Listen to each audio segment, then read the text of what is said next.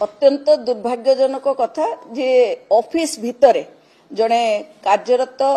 Senior officer को जो भली भाव में आज माड़ मरा गला एमिति एठू जड़ा पड़ुछि जे माने राज्यर आईन श्रृंखला केमिति रही 5 ରୁ 6 जन दुर्बृत्त भितर पशिकी गोटे ऑफिसर को झिंकी झिंकी मारिबा आपण देखिले ही आश्चर्य हेबे किभली भाव में से माड़ मराई। प्रथम फेज रे तो मु नथिले हमर कॉर्पोरेटर लोक माने टणाटणी करी बंद कले मु खबर पाई कि एठू दौड़ी जिबा बेले तांको गोड़ ऊपर टेकी मुंड टाणी टाणी नौचंती आ ता धरे माड़ मारुचंती।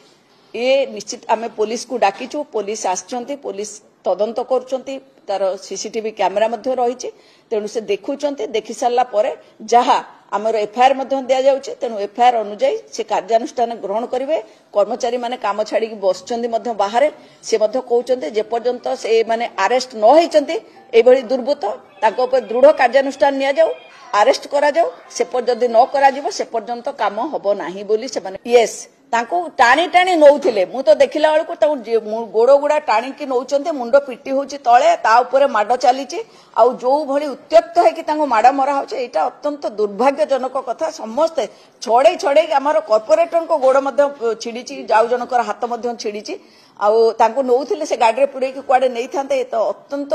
दुर्भाग्यजनक कथा। एठी आगे काम केमिति करिवे।